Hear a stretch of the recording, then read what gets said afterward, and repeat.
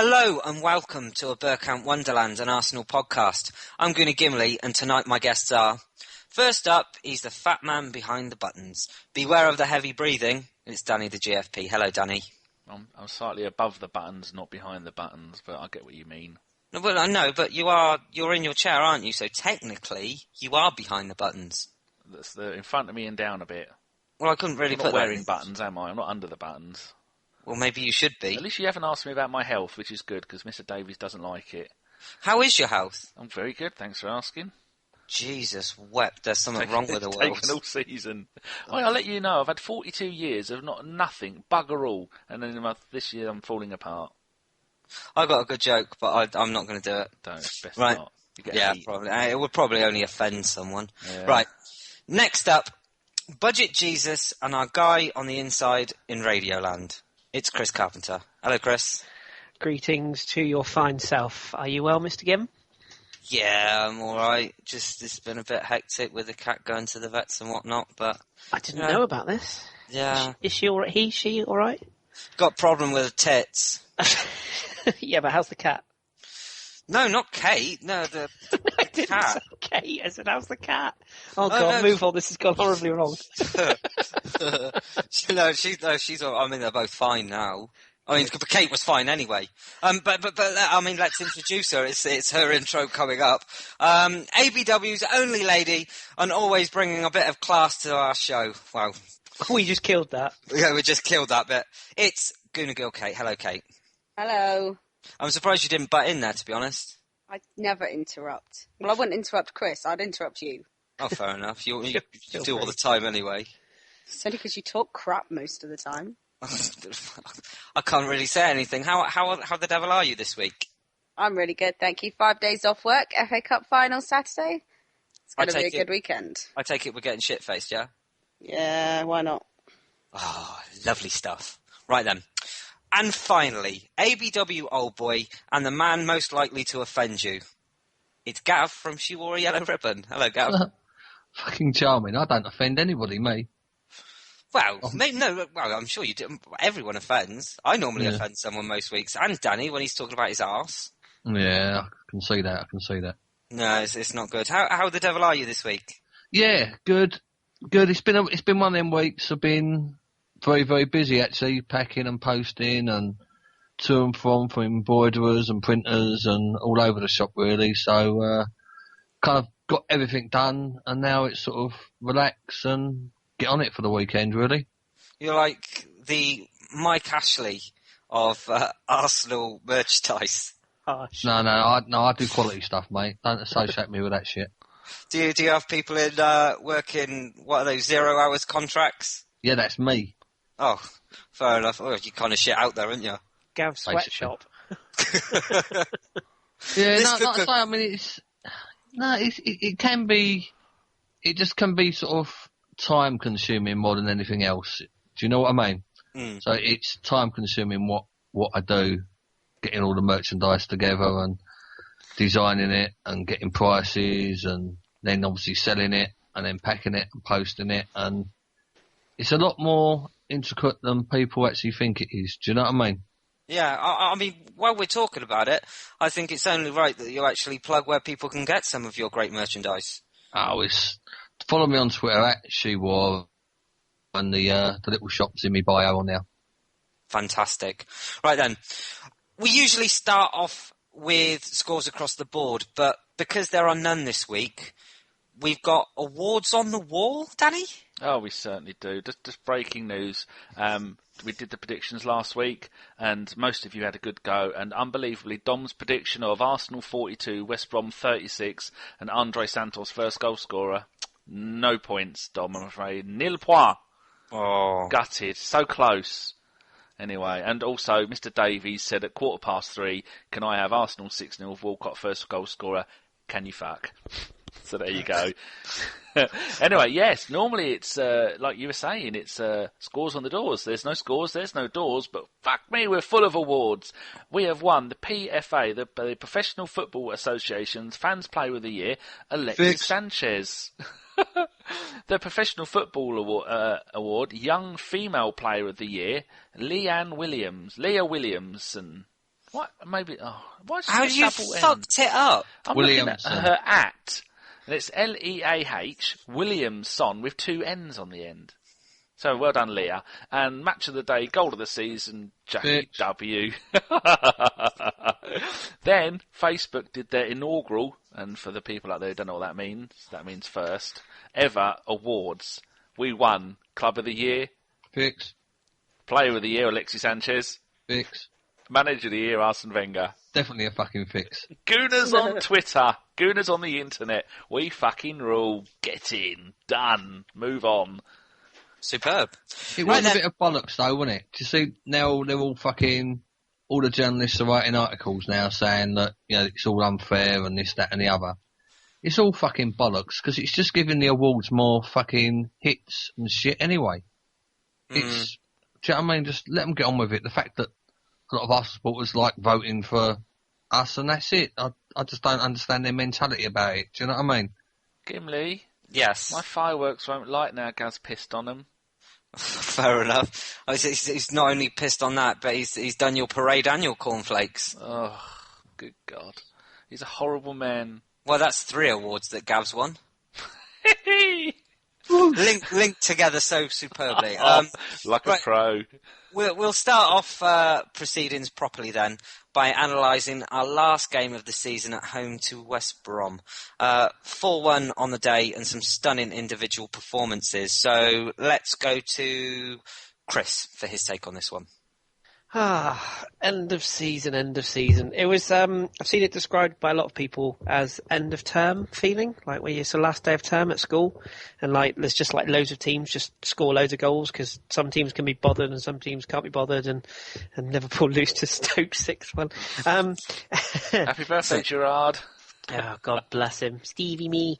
But yeah, it was one of those games. The lineup didn't really surprise me. I thought we'd make changes. In fact, if anything, I thought we probably played more of the regulars than I thought we would. I thought we'd change pretty much the whole team. So Theo getting his start up front. I'm sure we'll come on to that in a minute. But yeah, it was strange because it was one of those games that, when you're kind of watching a game but you're not really watching it and you're just kind of doing stuff in the background. No, because I always take notes of games.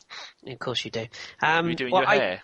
No, I was doing some accounts or accounting at the time, which was really interesting. But yeah, I was sort of kept my eye on it, and as soon as we were 2 up in 10 or 12 minutes, I thought, Christ, this is going to be an interesting day. And I can only imagine a naked, riled Tony Pulis got in amongst West Brom at half time and sorted them out because they were much better second half. But yeah, it was good to see us get sort of a couple of goals and I wouldn't say get the confidence back, because I don't think we were struggling for confidence. We'd obviously switched off in the last 2 games prior. Sunderland did a job on us, Swansea did a job on us. I think it was just nice to end the season on a high, go into the cup final with potentially options, and the manager's got a real headache now. So good win. Can't read too much into it, but 4 goals, home win. Can't really complain, can you? We will actually not talk about Walcott and Giroud and whether Wilshere will play the final, because we will talk about that in the special look to the FA Cup final that we've got at the end of the show. So we'll leave that for then, and we'll kind of dance around that for the moment. But what I will say is Walcott's hat-trick, and what a superb hat-trick it was. Gav, that's what we want to see from him. That makes him worth £130,000 a week, doesn't it?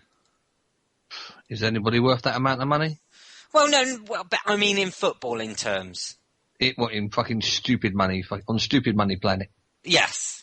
Yeah, on Stupid Money Planet, then, well, yeah, but it was just, like I say, I mean, I can't comment too much because I didn't see a great deal of the game. I went down a pub and watched it down there with a group of mates, and we spent the whole time pissing about and chatting between ourselves anyway. But they were all good goals, and it was nice that he found the net. And as everybody says about Walcott, he's a confidence player, so that bodes well that he's got a bit of confidence at the moment. And I think there was an element of worry in there from Arsenal fans as well. It's always nice to end the season with a nice result like that, isn't it, Kate?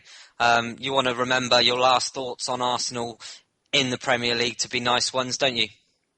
Of course, a win's always a good way to end a season, end it on a high. I was in work and I had my phone kind of stashed by where I shouldn't have had it so I could see it. And I just kept flashing up with the Is that goals. between your tits? Well, how am I going to see it if it's between my tits? They're big enough. But they don't stick out in front of me, so I could stick my phone there and just look at it every 2 minutes. Yes, they do. Well, I don't think the customers would be very happy, do you? No, it was by the side of my till. Oh, I'm glad you said till. Just don't tell my boss. Oh, no, fair enough. I'll ask you another question then. It was Walcott's first proper start since March 14th. He did really well, didn't he? Yeah, he did. Like I said, I've only seen the highlights, but hat-trick. It's great. He did really, really well, and I still love Theo, and I don't want him to leave in the summer. No. So, do we think at the moment that he's playing for a contract, Danny? That's a hard one because I think it's not just a contract he'll be playing for. It's the, dear Mr. Wenger, I'm only going to play up front, otherwise you can stick the contract and the club up your arse, you French shitbag, is what he'll be thinking.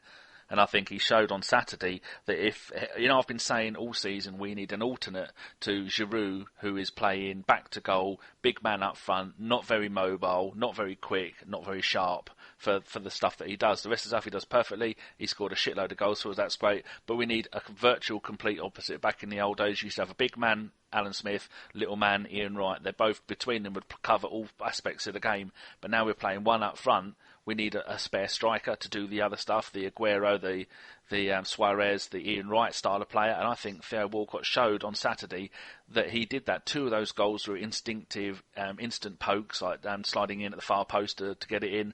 Another one dinked it past the keeper. Those sort of things where it's a striker's instinct. And I think that's the kind of player that we want. And if Wenger stops fucking around and sticking him out on the right-hand side, because Theo has tunnel vision and he just keeps running and running until he runs into the crowd because he doesn't know what else to do with the ball. Very, very rarely does he get past someone, which he always does, and then do anything with the ball after. He's either going to cut in or they're going to stop him. So don't play him on the right. There's no point playing him on the right. I think even playing Jack on the right was fantastic because he just showed what he can do. Although every time he's going to cut in with his left foot, I want Theo to stay at the club and do brilliantly, but only if we have him as a striker. If you play him any other position, let him go, and then you watch, he'll go to Liverpool and he'll get 25 Premier League goals a season.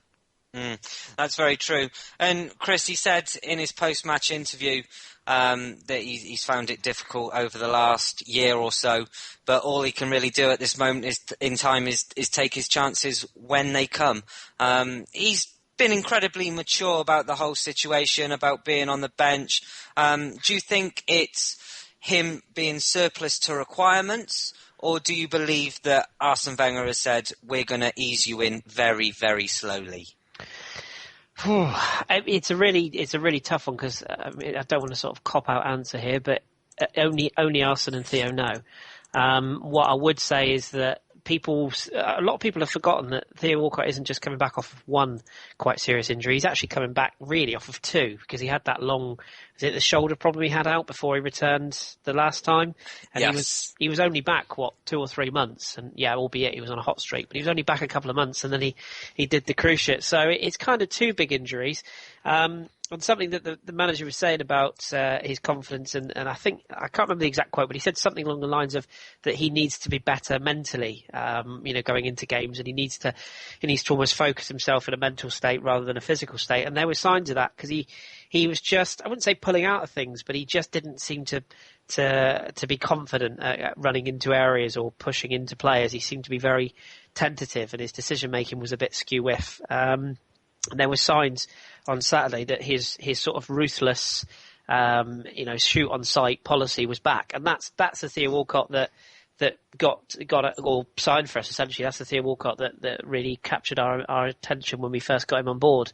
If you give Theo time to think about stuff, he will probably cock it up. That's the sort of player he is. But the best answer I can give to your question is it's a combination of many things. Also, let's not forget he's 26 now. Yeah. So from the club's point of view, they've got to sit there and think, right, well, if somebody like Liverpool is going to offer us, let's be honest, stupid money, and we could potentially buy a player who's 20, 21 for a cheaper price, the club's got to weigh it up. Theo's had a long time, and it must be a really difficult decision as to whether to cash in or keep. But I'm kind of with Kate on this one. If Sterling is the only option to replace him, then I'm quite happy to keep Theo. But we won't get into transfer talk. No. I'll stick with you, and I'll also stick with Theo Walcott. Before he got injured the last time, his last big injury layoff, we started to see signs of him linking with Ozil and really, really nice passages of play going through those two.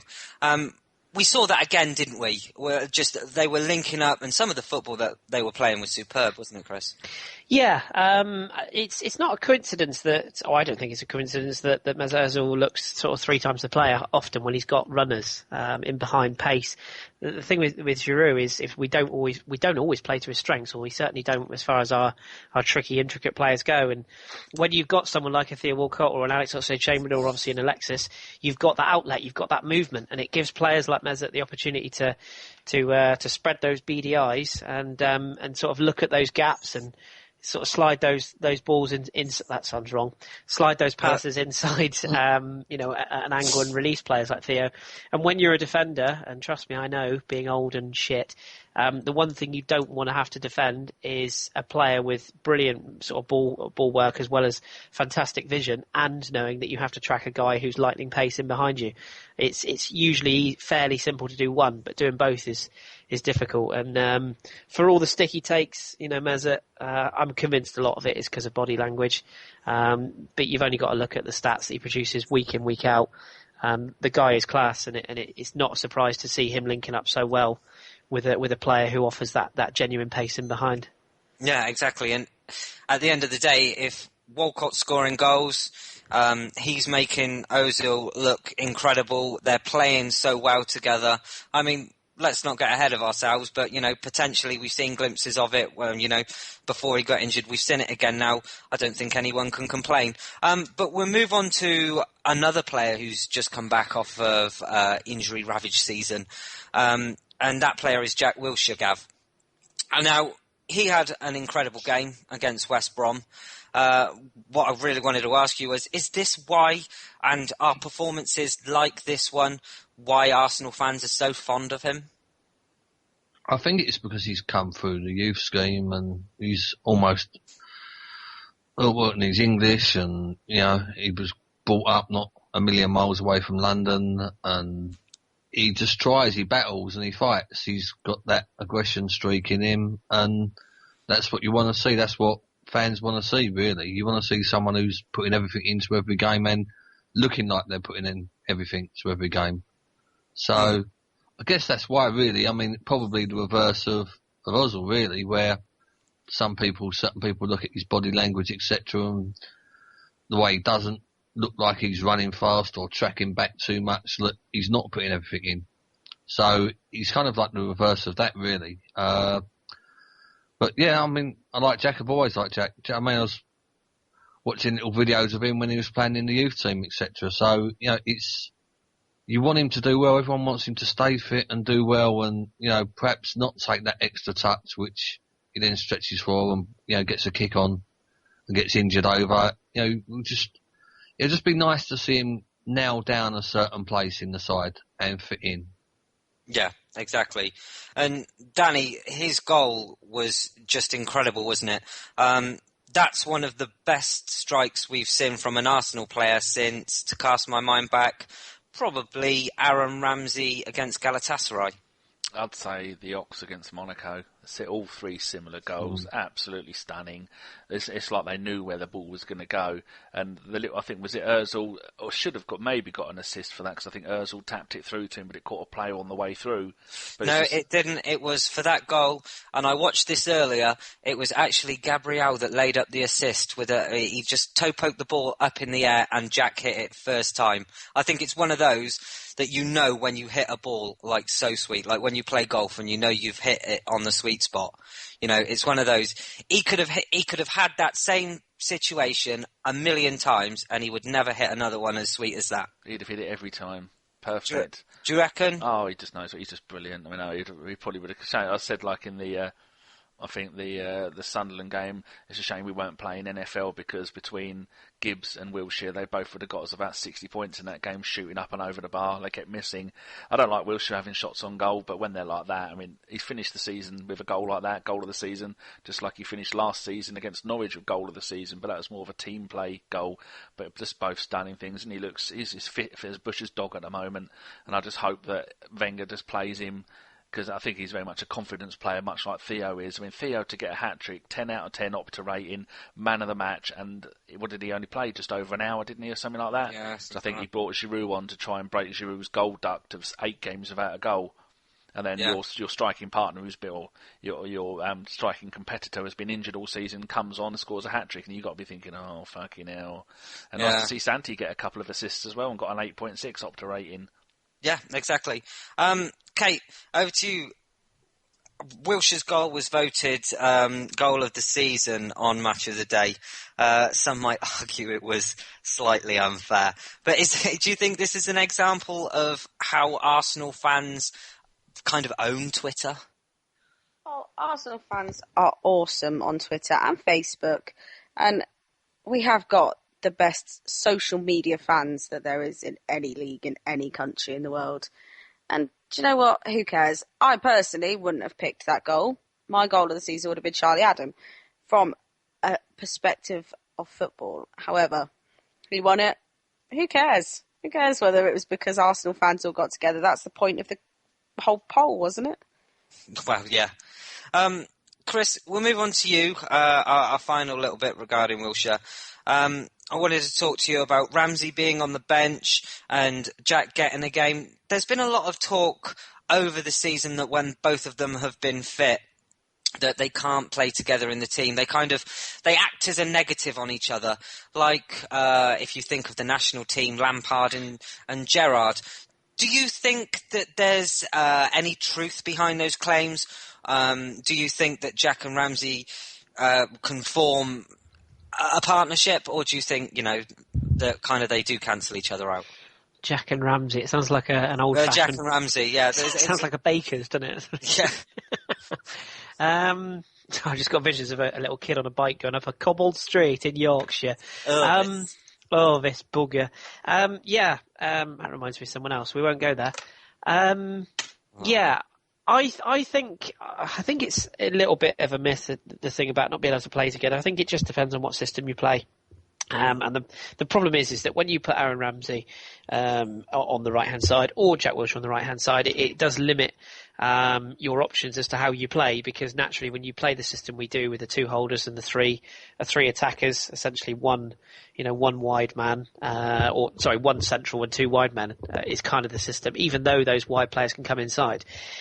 You look at Alexis and you think, yeah, he's a perfect fit for that role, because he can go inside, he can come outside, he can cross the ball as well as cut inside and shoot. You think of Jack Ramsey, Jack Wilshere and Aaron Ramsey, and you doing it now? I'm doing it now. You think of them both as essentially central midfield players. If you were playing a 4-4-2, they'd be your 2 in the middle. So it's difficult. The one thing I like about particularly Jack Wilshere playing on the right hand side is that it gives him that sort of what Gav was touching on. It gives him that license to sort of try things and experiment, and he can hold the ball a little bit longer like he likes to on that right-hand side, because he's less likely to get smashed in half, whereas obviously when he's playing in the centre midfield, he doesn't get that time on the ball because there's somebody on him.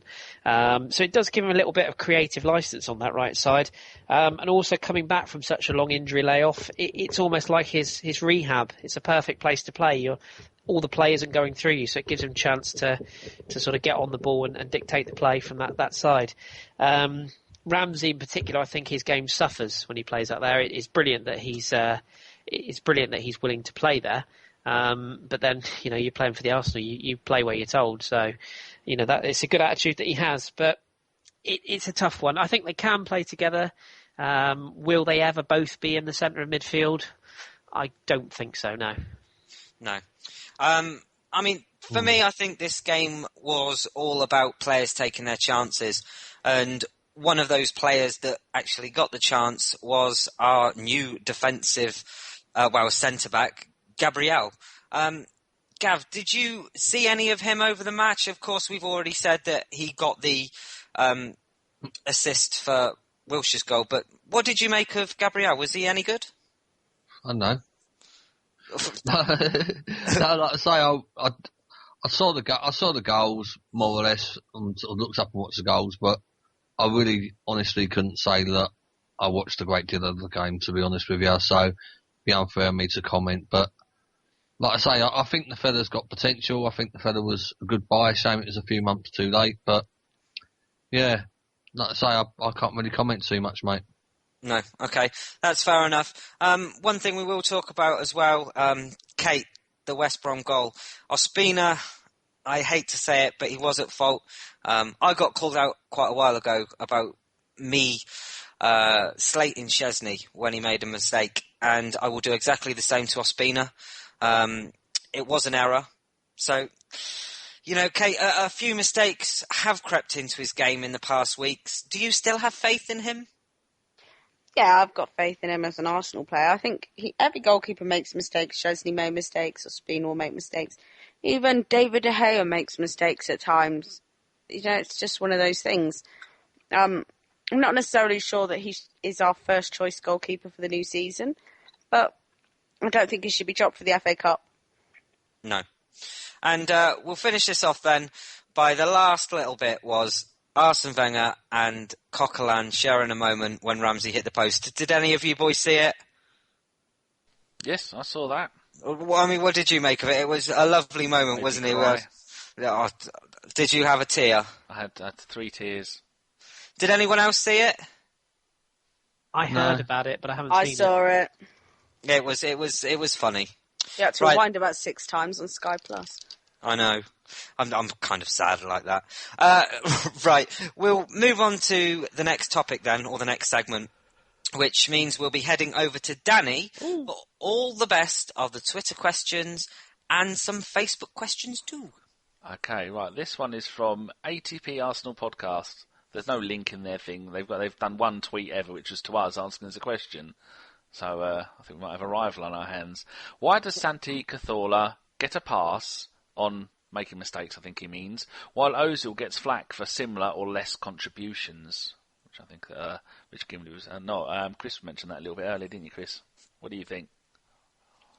I think, like I mentioned, I think it comes down to body language. The price tag doesn't help.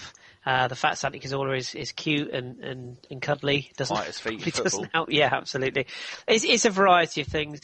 It also doesn't help, and I know Kate mentioned this earlier on about us having the best social media in the world. We have the best social media people in the world. We also have the worst social media people in the world. The fact we have such a massive following on Facebook and Twitter means that we have a massive amount of people with rather poor knowledge of the game and make sweeping statements, unfortunately. So, there will always be people that just have their favourites, and there will always be people that will look at players and demand more. It just depends which side of the fence you fall onto. Personally, from my side of things, yeah, I love to see a player racing around Coquelin-esque and smashing into people and winning the ball and, doing the beat in the badge kind of thing. But at the same time, every time I've seen him as a live, in the flesh, he's just an absolutely magical footballer to watch, as is Santi Cazorla. And I think when you have players like that, you can forgive a trier, which is the oldest saying in the world, but you really can. It's when players don't really seem to give a shit or are not confident enough to try things. That's when you've really got to worry. It's kind of like a striker missing chances. You start to worry when they're not getting the chances. But when they're on form and they're both playing at their optimum level, I'm more than happy for them to make 3 or 4 blips a game if they make 6 or 7 good things that they do. I'm quite happy with both, to be fair. You got any wise words on this, Gimli? No, I was just sat there on mute thinking, Jesus, that'll be his 3rd season next season. Whose? Ozil. How quick has that gone by? Yep. Really, when you think about it. So quick, his little boogie eyes probably wouldn't be able to keep up. I actually tweeted the other day that I still have to pinch myself that he's actually an Arsenal player, but I love him. And I just echo what Kris said. I think a large part of it is down to the price tag. Like he's already said again, Twitter has got thousands and thousands and thousands of Arsenal fans on with conflicting opinions. I mean, from doing the podcast, you never ever get people that say or agree with things. So, no, I'm not worried about him. Love him, always will love him. Just love him. Oh, very good. Kate, do you think that part of the problem is the fact that how well Sanchez has done and he costs less money? Yeah, I think that didn't help him. There's been times when Ozil's looked tired. I love him as a player. I think he's an amazing player, and I love the fact he's at Arsenal. I think next season he'll settle in and he'll be that player that every Arsenal fan thought he should have been in his first... Well, nearly every Arsenal fan thought he should have been in that first season. Even the greats didn't settle in their first season, so... Do you know what? Bergkamp used to get loads of shit. I think his first goal was about 7 or 8 goals into the season before he Southampton. From you? From Thierry Henry as well. No, it was after about 3 years I had to give him an earful, but it did the job. Robert Perez as well. He was pretty average first season, wasn't he? Yeah, Henry, he wasn't anything special. Nope. Oh, there you go. Gav, do you want to say anything on this? No, not really. I think you covered it all. Fuck 'em. Right, there we go. We'll start this one, Gav, with your cheery demeanour. Adam Yates from Twitter says, can we trust Chavsky to do a deal on Czech, or will they string us along until August the 31st, then pull the plug? We've got no chance whatsoever of buying anybody decent from Chelsea ever. I agree. Forever and ever, amen. It just won't happen. Do you know what I mean, if Czech was on a complete free, he fucking was gift wrapped with fucking Arsenal wrapping paper around, Jose Mourinho would still find a way of stopping him coming and stopping him playing for us. If they've got a shit fucking 17-year-old keeper with fucking one arm, right, he still wouldn't fucking sell him to us. Do you know what I mean? It's just not fucking happening. I don't know why people are even thinking about it. The chances are so fucking slim, then, that I reckon fucking... Oh, don't. You've got more chance. Hey, I look good in green. You've got more chance of getting fucking signed by fucking Mourinho, right, on a 10-year deal and then sold to Arsenal for £100 million than we have a buying check. You know why it is, don't you? It's because Mourinho's a cunt. And the reason why we're being linked with him and the reason people think it will happen or could happen is because they've said that they're stupid. Abramovich has said, I will give him his wish. He's earned it. That's bullshit. There's no way they're selling to us. Why would they strengthen? Arguably their closest rivals, along with Man City. Why would they strengthen? It makes no sense. Who was the player a couple of years ago that they strung us along all summer and then pulled out? Demba Ba, wasn't it? Demba Ba, yeah. About half an hour to go, yeah. Yeah, it was He Demba let Ba. him come for a medical, didn't he? And who did we sign instead? Oh dear. Welbeck, wasn't it? Wasn't Sonogo. No, wasn't Sonogo, was it? No. Was it Sonogo? Who? No, it wasn't Sonogo. Who? Shush. Anybody disagree with Gav on that point? Mourinho wouldn't even fucking sell a Sonogo. Do you know what I mean? Does anybody disagree with Gav on No, they his don't. point Move there? on. No, I think Gav's spot on, to be fair. No, yeah. All right, this one to Gimli then, from Rudy on Twitter. Do you think the Ox or Gnabry will take anyone's place next season? Yeah, I think there's every chance. From what I've seen of Chamberlain down the wings, I think he's been fantastic. He's had a couple of standout games this season. I think, he's got to shake the injuries. Once he does that, I think he's more than capable of, having a shout in that team. And as for Gnabry, again, he injury-ravaged season. I think if he comes back and he keeps himself fit for next season, then we'll start to see him a lot more in that team. I wouldn't say he'd start, but I think the boss will try him. And I think, next season is, for him, I think, it's pretty much make or break at Arsenal. Oh, well, there you go. Kate, do you think that's right, or do you think maybe Gnabry might need a loan to a Premier League team for half a season, much like Wilshere did, and much like who was the other one who did? Oh, Miyachi, that didn't work, did it? Yeah. Do you think he'll do that, or do you think he'll just start to include him in the first team more often next season? No, the Ox, I think, is a dead starter, but Gnabry, I think that he sounds needs a to bit go. fatal. Dead start. I know. I mean, dead cert. Dead cert starter. They've killed him, and now he's going to start every game. Yes. Oh, poor Leonardo. Oh my God. I'm going to shut up now. No, but I think Gnabry needs to go out on loan to get more experience, more playing time, and then he can come back a better player. Not like Miyachi, who was shit even when he came back. Miyachi's socks. He had the bad noodle. Kris. Yeah, I kind of agree with Kate. I think Ox is the more likely of the two, just because the progress he's already made. definitely agree he needs to shake the injuries, but it's not essentially his fault. I think there are signs that we're starting to get on top of these injuries, so let's hope that continues. Gnabry, I think it's a big summer for him. He's away with the Germany under-21s, isn't he, for this World Cup in wherever it is. I think if he shines at that, I think we could see him. I mean, he's part of the first team picture anyway. Starter, not so sure at this stage. I'd actually quite like to see him go on loan, but only if we get another body in, because the last thing we want to do is start sending, first team players out on loan and be short on numbers again. So, if we've got the numbers, get him somewhere where he's going to play every week, somewhere like a Leicester, who are going to play him every week and see where he goes. But he's hugely talented, so I think he'll be challenging, if not a starter every week. You got anything positive to say about this, Gav? I doubt it very much. I think we're going to buy a right-sided attacking player in the summer. Ooh, go on, who? Right-sided? Right-sided, yes. Mm-hmm. Like who? Well, I mean, if you think about it, if Theo is either going to go or he's going to be moved and played centrally more often, and then you've got Ox down the right, who, even when fully fit, he's not getting the goals you'd expect him to be getting by now. He needs a breakthrough season where he gets, 8 to 12 goals in. And Gnabry's pretty much untested, really. Game in, game out in the Prem. So I think we're lacking down that side of the pitch. So I think we're going to buy someone, and if we buy someone, then, like I say, in theory, if Theo moves inside, Ox is back up, then obviously you can see Gnabry, once we've done our messing about with the League Cup, you can see him going out on loan. But I think Wenger will keep him for the League Cup games.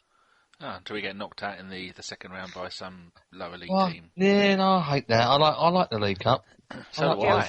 I like. I mean, even though we will have a moan up that it's not taken that seriously. It's fun, isn't it? They're always good games, and the club for once do the right thing with regard to ticket prices, and it's good for ticket prices, and it's good to hear a good atmosphere and see a lot of younger kids going to them kind of games, and yeah. So anyway, go on, move on. Yeah, some of my fondest memories over the years have been the League Cup, when you see the youths coming on. Danny Carbassian, I was there for his second ever game, and seeing mighty David Bentley when he come on, and Cesc Fabregas, and Louis Boamorte. I think he might have made one of his first ever games. Fran Merida as well. Do you remember who did we play when it went to penalties? And I think we won. Rotherham. Rotherham. Yeah, God. Graham Stack saved the last one. That was Fabregas's debut, wasn't it? I think. Yeah, God, that game just seemed to go on for fucking weeks. Mental, that game. Yeah, Stack scored a penalty as well, didn't he? Scored one and then saved the next one. And they had 10 players, or we had 10 players? It's all a bit hazy, but yeah, I think they had someone. Did they have someone sent off? I think you're right. Someone had to take twice, didn't they? Yeah, someone took it twice. Yeah, but I met Dennis Bergkamp at the League Cup game. We beat Hartlepool. I think Hartlepool 5-1. 5-1, something like that. I met him. Told him to sort his life out. That was the second time I had to give him a warning. And went on to be a legend, had a podcast named after him. Anyway, right, moving this along swiftly. Danny, yes. Can I just ask Gav a question? Go on then. Gav, do you prefer Alexis on the right or the left? Given what you just said, I can probably imagine what your answer is, but left. Yeah, cutting in as opposed to being on his right foot and. I just like that. I mean, you used to seeing sort of like Perez used to do quite a lot of cutting inside, and Overmars was fucking brilliant at cutting inside, outside, and just ducking between their legs, wasn't he? But so with that being said, I just think he's settled there. You kind of can see where he is there. Do you know what I mean? I can't picture him on the right. I just like him. I just like him on the left. I think he's better placed out there. So with that being said, would you be all for us getting, for example, a left-footed right-sided player, if that makes any sense? That's craziness. Yeah. Someone did that. I remember a game when someone did that against us. Yeah, I think we used to do it, didn't we? We used to rotate Freddie and Perez across the sides. There's another game, I'll remember it fucking sooner or later, but they swapped over the fullbacks. Because we had players that used to cut inside. They played their left back at right back and their right back at left back. Yeah. I do remember that vaguely. Yeah. But, I don't... It's kind of odd. I mean, really, you can say that Alexis can play both sides, and he's gonna put everything into both of them, and I just feel we get the best out of him on the left side. But on the right hand side, I guess it's harder to buy a left-sided player that can actually play well on the right, as opposed to a right-sided player that can play well on the left. I'll give you one though. I'd love to see Draxler. Hey! I really would. I know we're not naming names, but just watching him, he came back in the last game of the season for Schalke, and I forget he's a big lad, and I just think he would be absolutely perfect fit for that role. Because if you bring in like a Royce, who's just going to be injured every week, and he's another small, quick attacking player, but someone like a Draxler, I mean, he's just and he can hit a free kick as well. And who'd have thought we could have a free kick taker that might actually hit the target once in a while? Yeah, Sanchez, lovely. Anyway, okay, I'm just going to have a little look in this box. Oh, she's back. Did you wash your hands, Kate? No, I was getting a drink. Lies. Sorry for hijacking that. Watering the vodka. plants. Hey, that's what she needs to cope with. You injecting it into her eyes. Right, okay, that's 1, 2, 3 questions all on the FA Cup. We're doing those later. AFC Mikey says, has Arsene Wenger evolved his tactics as a manager this season, or is it just the same old question mark means the same old shit? Kate, what do you think? Tactics, go. I think he has changed them slightly towards this end of the season. Maybe not so much the front end and whatnot, but I think they have changed ever so slightly towards this end, which can only be a good thing, and which has shown in these last few games. Second half of the season, the last 19 games, we'd have won the league by 1 point. Precisely. No, I think that's true. That. What do you think, Gimli? It's all right, I'll answer it anyway. But no, I think in the second half of the season, we've not had as many injury problems. We've got one at the moment, and he's due for an injury test on Saturday. But he's already said Welbeck's not going to play, but we've got one injury. Exactly. Who thought we'd ever see the day? That's where I should give a shout out to the Rev, Raj Patel, who did say on this podcast, give Shad time and he will deliver. And pray for Shad. He has. Can I say argue that? Something on that? Can I just say something on that? Without getting me cock out and pissing on everything, right? There's an image, boys and girls. Exactly. Right. Everybody we had a lot of players that got injured over the same sort of like a 6-week to 2-month period, right? All with injuries that were the same sort of length long that you'd expect them to come back in. And they've all come back at the same time. It's not, he's putting, I can't get my head around the fact that this is some sort of fucking miracle worker. He's the new Do you know sign, what I mean? How dare you? Look, it's just simply because, that's why, Cochran come back, which was part of the question, really, by the fact that, I don't think Wenger's tactics have changed. I think they had to change because everybody got injured at the same time. So, and that goes to then, I just don't understand it. I mean, all right, if somebody can show me proof or, statistics or however they want to do it with regards to this, but I just don't see this hailing him as this hero type, godlike figure with players' injuries. I just don't get it. Are you denying the hashtag Church of Shad, he will heal the sick? I think Gav's got a point, to be fair. What do you think, Chris? Thanks, Danny. I think Gav's got a Sorry, point. Chris. I think it's no, it's me butting in. I apologise, but I think, like Gav said, it's our fan base. You get some people that immediately say, "Oh, it's all Shad, down to Shad, brilliant, absolutely fantastic." Other people go, "Nah, it's bollocks," and there's no middle ground. I think that the answer lies halfway between. He's clearly doing an excellent job. I don't even think you dispute that, Gav. He's obviously doing a great job. But at the same time... If I see Diaby play 90 minutes, I'd say he's doing an excellent job. Come on, that's never going to happen. No, exactly. But I think him and also the whole staff, I mean, Don would be better qualified than all of us to talk this, but I'm sure him and his staff are doing a good job, and I'm sure there have been just small adjustments they've made to the training regime or the rehab regime, which has helped the players. But to just say that just because we've changed that, everything is all right again, I think is probably a bit over the top. And like Gav says, a lot of our players, unfortunately, all got injured at the same time. So it's not a massive surprise they've all come back at the same time. I think you just got to find a middle ground and go, okay, yes, definitely there's an improvement on that side. But equally, we could start next season and have 12 on the injury bench again. So let's not sort of count our chickens. How do you spell Shad? Because I'm about to tweet Church of Shad.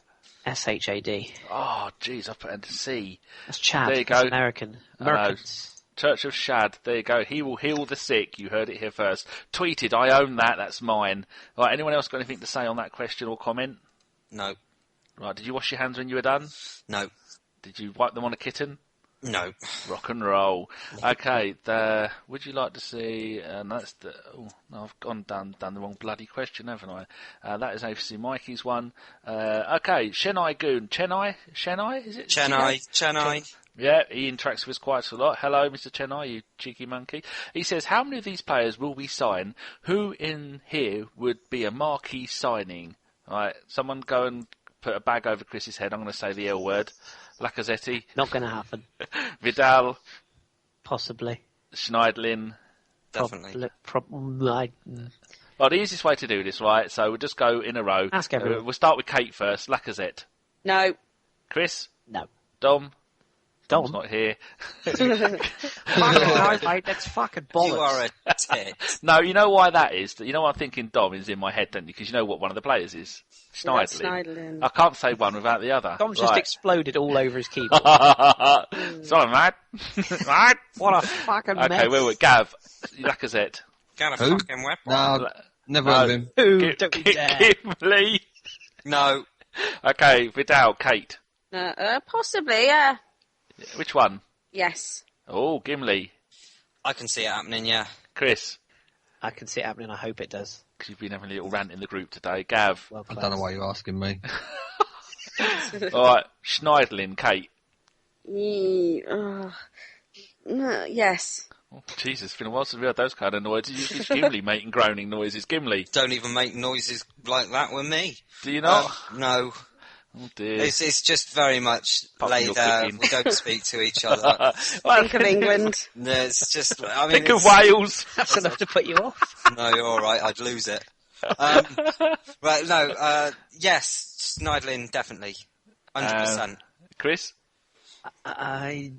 Yeah, probably. I can see it happening. I bet you he's off to Madrid. I'm not sold. Dom's going to hate me. I think we can do better. But Sacrilege! I know, but I can see it happening. Yes. Do you give a fuck, Gav? He plays in the Premier League. Yeah, no. I think that if Schneidlin happens, it's going to happen very, very early on. If it doesn't happen in the first week or so of the transfer window, then it's not going to happen. Because John the Beard... Oh, sorry, I thought you'd finished. Go on, carry on. No, go on, fuck you. No, you were saying it's my No, I don't want to tell you now. So you stopped to breathe, and then I jumped in with both feet. No, I'm going for a piss. Yeah, because John the Beard Welsh has put in the WhatsApp group today that Southampton are in the process of signing a French midfielder, aren't they, Chris? Yes, they are indeed. But he's only 5'9", is he? Idrissa Gueye. Yeah. Bless you. Thank you. He's not Schneidlin tight. He's more like, Mane. He's that kind of size. The lad they got in there, Mane. He's kind of Coquelin size. But no, it's the trouble is as soon as a player wants to sign somebody, everyone thinks, oh, that means somebody else is moving. It's domino effect. But they've probably got Europe next season, because if we beat Villa in the cup, then Southampton get the WAFA Cup place. They get the WAFA and they Cup need to place. start reinforcing already. I think Schneidlin's quotes himself as clearly, he's clearly said, he's on the record of saying that he wants Champions League football. But the thing that really cheeses me off is everyone goes, well, it's obviously Arsenal, Man City, like the rest of the world doesn't exist. Like there isn't other teams in the Champions League. There are some, I've seen them. Just for example, look at a club like Wolfsburg. I mean, he would fit there perfectly. So Benter, legend. Yeah, maybe not. But no, let me ask you a question, Danny. Do you think we can do better than him? No. Maybe we can get a player with better quality than him that might take a while to fit in. But Schneidlin has played in League One. He's played the Championship, and he's played in the Premier League, scoring goals. He's defending. There's a YouTube video that makes him look really good, which is enough to fool anybody. I think he's a really good player, and I really want him. I think he'll be brilliant. Do you know what really makes me think that there's something in this Vidal thing? Go on. Well, one, because the person I've spoken to seems to think it's fairly legit. In fact, two people I've spoken to seem to think it's fairly legit. Was that Hugs for Tom? Hugs for Tom, yeah. No, it's two people that you and Gem know, one of them, and then somebody else that I know that I don't think any of you know, who said that the interest is very real. Now, that doesn't mean anything, because there's interest in thousands of players, but buy them all. I just think that if you look at what we're looking to do, people are thinking Santi Cazorla is going to move on, right? Now, if that happens, I hope it doesn't happen, but let's just say it does. Arturo Vidal is the absolute perfect upgrade. He's not the same sort of player as Cazorla. He often plays behind the front two for Juve, but he's box to box. He's powerful. The link up with Alexis speaks for itself.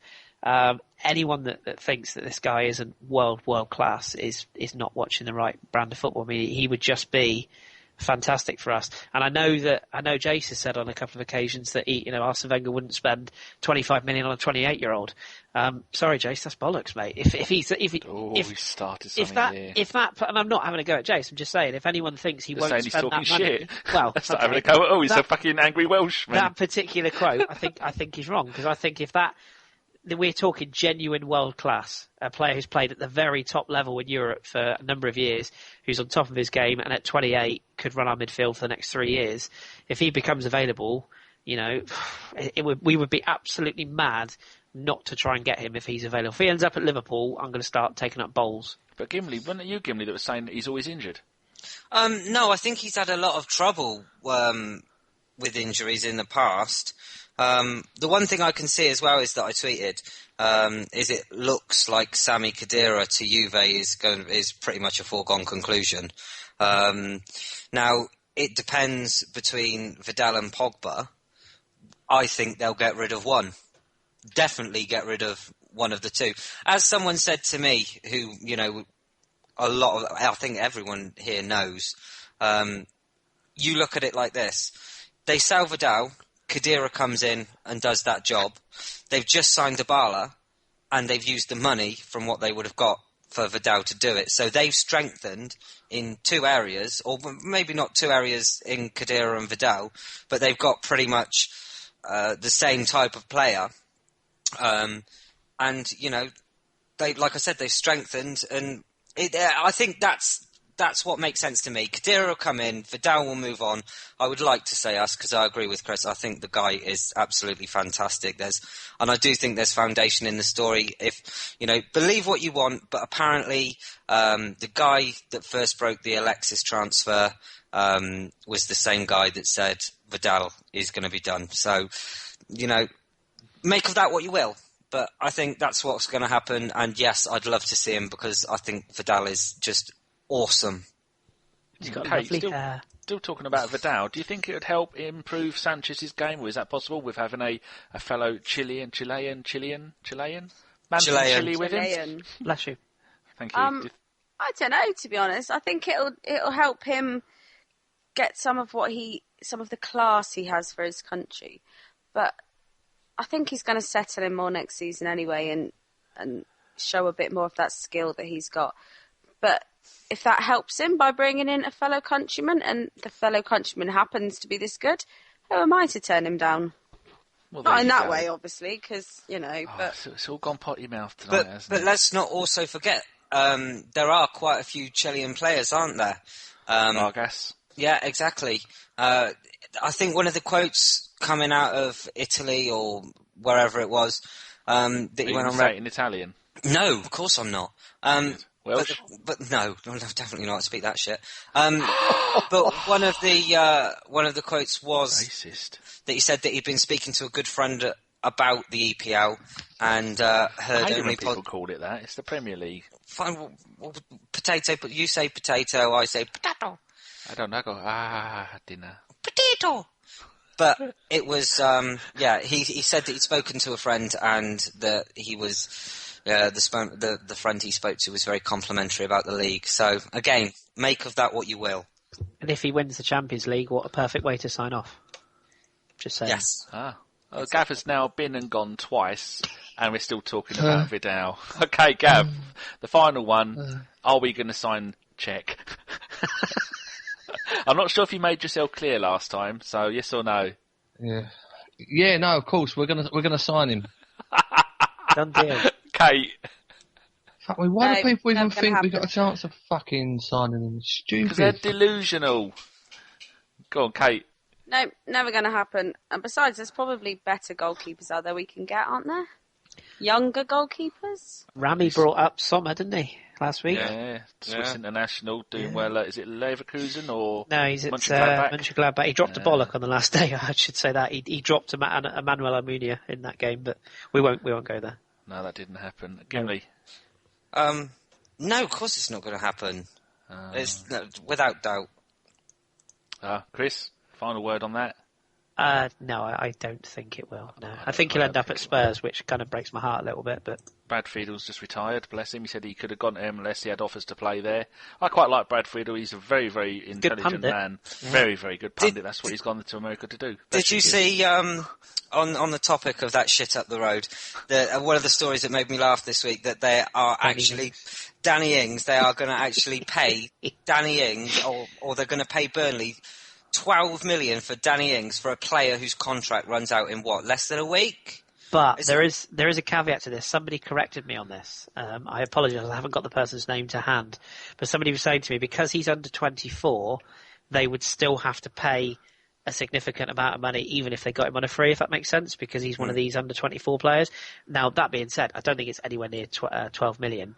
But it's kind of funny, though, isn't it, really? But like, how shit must your club be when, if you're up against Liverpool, right, for a player, that you actually have to pay for him just so you can speak to him first? Oh, well, you've got Inter Milan's Ricky Alvarez, who's at Sunderland, and part of the deal that they got him on loan was if they stay up, which they hadn't, they thought they were down. They had agreed to sign him for 7.5 million, and he was shit for them. Shit. So they've got to have him. It's like with the bloke who's just sold AC Milan. He sold it for €500 million or something like that, or 500 million euros, which is the same thing.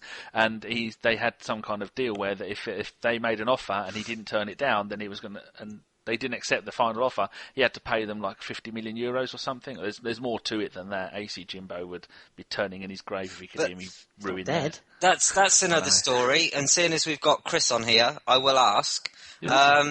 Stefan Al-Shaarawy, is it at AC Milan? Oh, yes. I was looking at this player a couple of days ago, funny enough.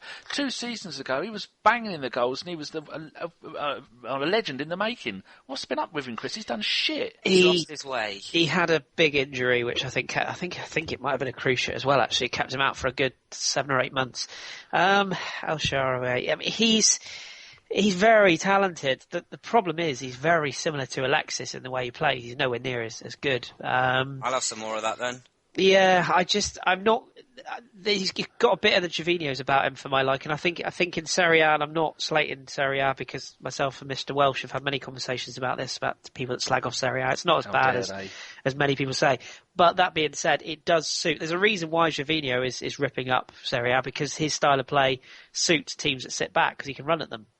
In the Premier League, you don't get that sort of time. He's a little bit of a flimsy. He's got the same kind of body type as Neymar. He's kind of built that way. He's kind of the spindly, quick-footed, sort of wide forward. But I think he's at the right club in Milan. He's certainly in the right league. I just don't think you can't deny his talent, but I don't. I think we can do better, as Dom would say. I think we can aim higher, and I don't think we should be trying to pick up.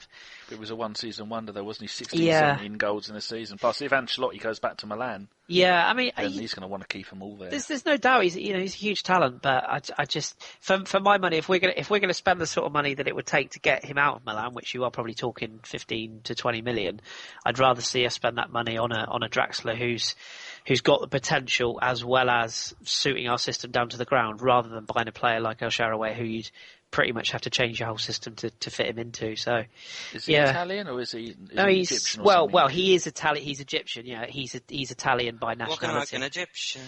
Look at the history of Italians playing in the Premier League.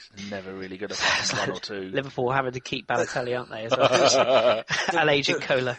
The reason that I mentioned it is because I believe it was his brother came out and tweeted this week that he was a big fan of Arsenal. Oh, this has been going on for years. He said this for years. It's classic. There's a couple of players in the German league have done the same this week. It gets a bit boring, I'm sure. It's like Robbie Keane every team he's signed for. I've supported this team my whole life. It's agent talk, it's driving the price up. It's trying to get other teams interested, and if they think their client's on the market, other teams will come in for it. I don't believe it. How many players can you name that are boyhood fans of the team that they now play for? I mean, Paul Merson was a Chelsea fan. Mertesacker. Well, look at look at Frank Lampard. You know, Van he Persie. was Chelsea through and through.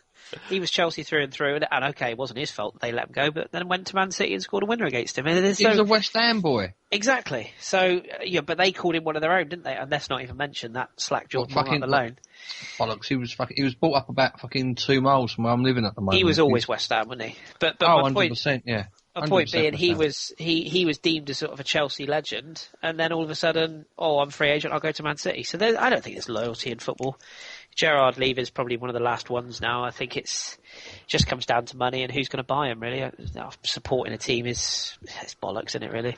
Well, next season we've got Rosicky, Diaby and Walcott will all be on their testimonial years, I think. Walcott testimonial, that's mental, isn't I it? don't know, was he 17?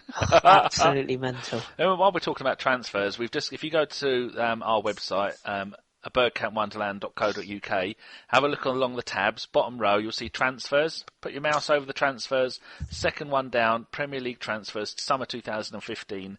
We are doing every single transfer like I've got here. There's 7 Arsenal players being released, all youth players. I put every single player from the Premier League, every single little deal, and I've got a little logo for each of the teams, but then you scroll all the way down, and I'm not going to tell you what the one is for that lot up at N5, but it's not very nice on them. The rest of the teams, I've got their proper logos. But the Spurs one is absolute genius, even if I do say so myself. So go and have a look at that where you can. I'll be updating it every day, and I've got an entire list of every single player that's been released from the Premier League or English football. Surprised Bristol City let Jet go.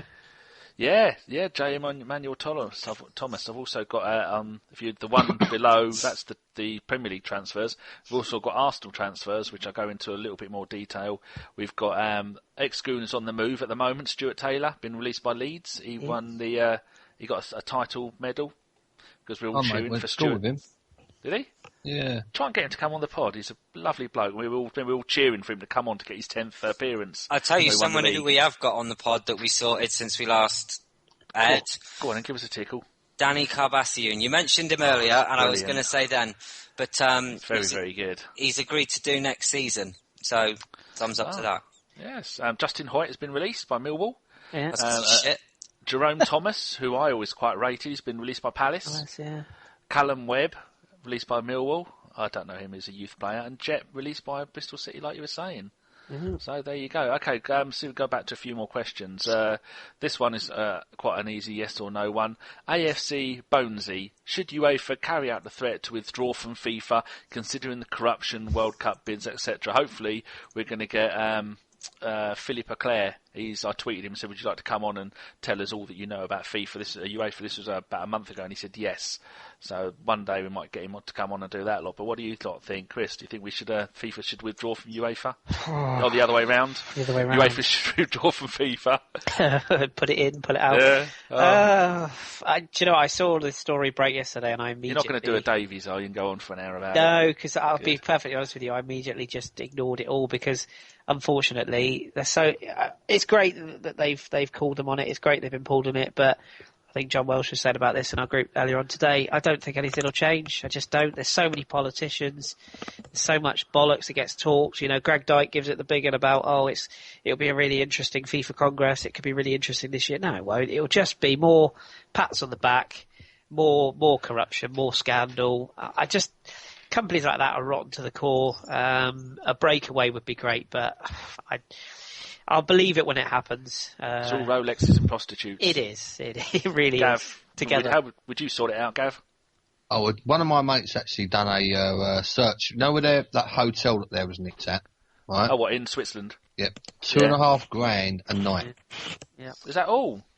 $2,500 a night. Now, these are the people that are supposed to be getting... It's bollocks. International football's been bollocks for years. Do you know what I mean? Fucking Platini's a prick as well. I don't like Platini. No, right? He's a nonce. Was it it's just all... that had... I mean, even the players don't like it anymore. Do you know what I mean? Even the players a player would rather play in the Champions League final than play for his country. Yep. That's just how it is now.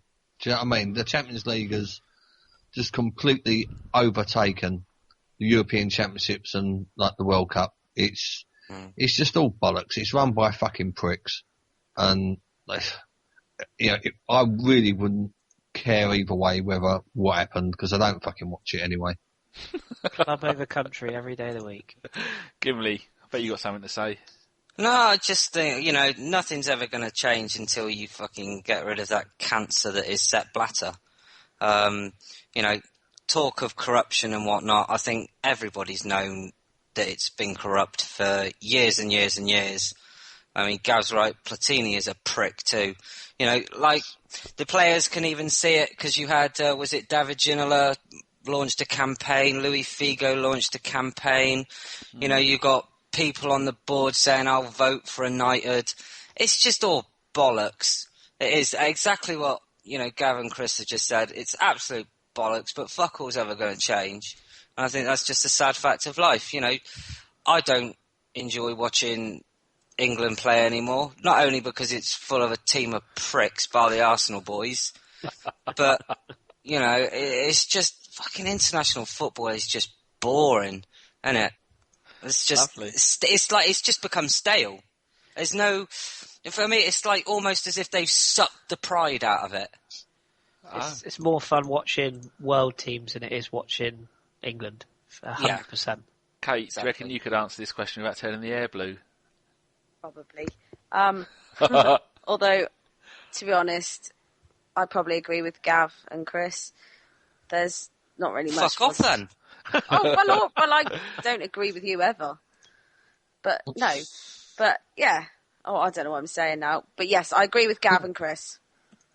Oh, okay, right. Got a few Facebook questions. Jesus, this one is a novel in its own. I'll try and go down to another one. Now read it out. Don't be lazy. No, I've got to read it later.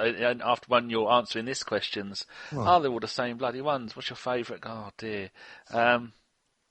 What's the ladies' opinion? This is from friend of the pod, Aaron Farrell. Potato. What's the ladies' opinion on Flamini staying at the club? The ladies. Confirmed in an interview that he will be here next season. Will he block any move for a new DM? Oh, I think he means ladies as in derogatory, you cheeky shit. I'm glad I insulted him now. Well, we can start off with a lady, and Kate can answer that question. What was the question again? Flamini said he's staying at the club. Do you think that will block any move we have for a DM in the summer? No, because I don't think that Wenger necessarily sees him as his first choice. I think Flamini is there as a good backup, and excuse me, and I think that's what Arsene Wenger will see him as, a decent, strong backup. Oh, well, there you go. Anybody else got anything to say on that? I think he's covered it. Yeah, bang on. Yeah. How many has he got? Has he got another year? I thought he was available. Yeah, he's got one more year. Okay, I'd keep him then. Keep him, yeah. If he's happy, if it's like Rosicki, if they're happy, and the players are happy to be around, I mean, the more players, particularly Flamini, can play fullback. Don't forget. So, the more cover, the better. Right, the rest of the questions I've got, Mr. Gimli, are all FA Cup questions. Okay, so we'll do a few. If you want to pick the best 2 or 3 out of there, and we'll do it in with the next segment. Okey-dokey. But yeah, as always, a massive thank you to all who sent in questions. And my apologies if you didn't get yours read out. But, you do such a great job in sending us questions every week that it's so difficult to get them all read out. But we thank the people that sent them in. Right, so now we're in the home straight of the podcast then. This would be our final segment. It's the small matter of an FA Cup final this Saturday.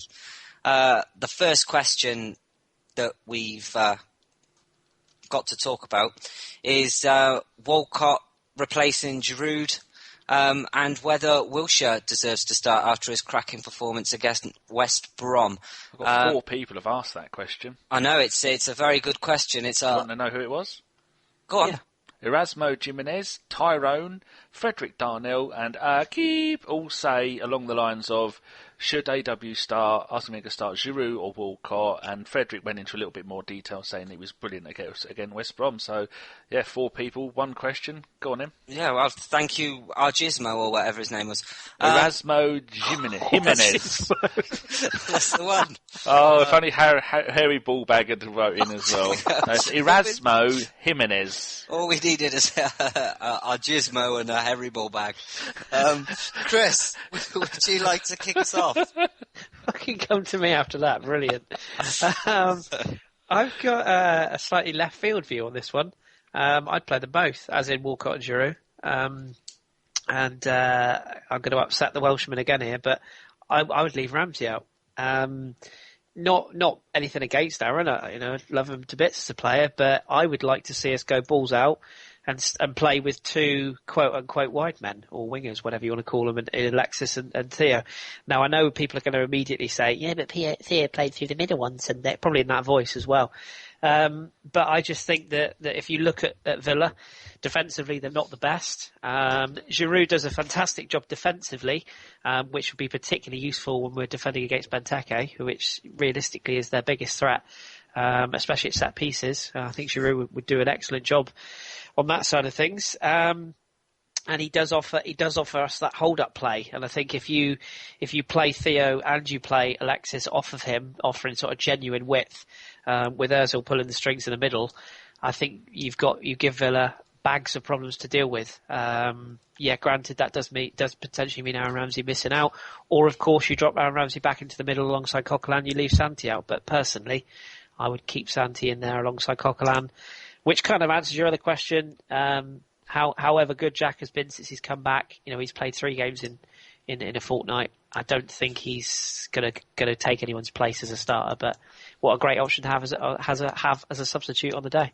No, exactly. Gav, we'll come over to you next, and one of the main arguments would be you've got Giroud, who's not scored in 8 games now. 7.5 to be fair. 7.5, and you've got Walcott that will be coming into the final off the back of a hat-trick. Do you pick the inform man for this one, or do you go with what you've been going for all season? It's a tricky one. It honestly is a tricky one. Do you know what I mean? It's a big pitch. Maybe Villa are going to try and block up the middle, at which point you might want Giroud in there. Maybe Villa might do a drop deep, which again you'd need Giroud in there. Maybe Villa are going to try and hit us on the break or whatever. It's really, really hard to decide, really. I think we'll see both on the pitch at some stage, whether together or replacing each other. It's just who he starts with for the first sort of 69 minutes until he does his first substitution, really. I'm hoping that I think that Wenger's going to play Giroud. I think he's going to start Giroud down the middle and go with the team that he didn't change for 4 or 5 games. I think that's the team that's going to start. Yeah, I think I'll probably agree with you. But what I would say, Kate, we'll come to you next, is one of the main arguments is we started the final very slow last year. We all know how it went. Nobody wants that to happen this year. A fast, pacey Theo Walcott running at arguably 2 slow centre-backs in Matata and not Matata, Bakuna. Do you know what? I say that because I'm going to ruin all your final now, right? Seriously. Every time the guy says Bakuna, right, in my head I will think Matata. The final is already ruined. Much like the ZLM. Yes, Bakuna, Matata. Or the closer for Germany, and everyone moves a bit closer to the table. Yes, exactly. I think one thing people need to remember is that it wasn't that long ago we spanked Villa 5-0. When we did, we played Giroud up front, Walcott on the right, Ozil on the left, and Cazorla in the middle. They were on their arses, weren't they? At that point, I mean, Lambert was on the way out, and whatever you think of tactics, Timmy, I mean, he's going to be.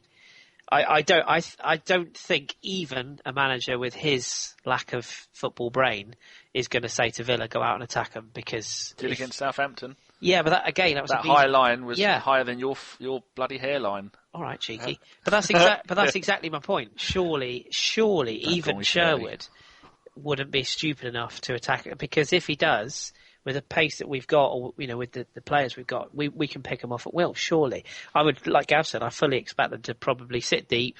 They'll look to play the Grealish or Agbon or whoever it is. Why try and get us wide, get crosses in?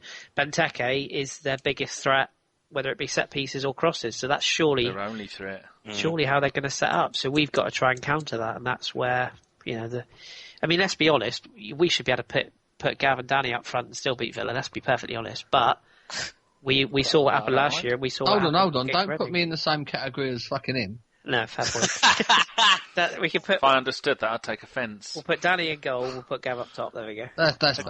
Danny scored with a volley off of his wheelchair. Did. Big eater in his wheelchair. Again, one more time, Bakuna Matata.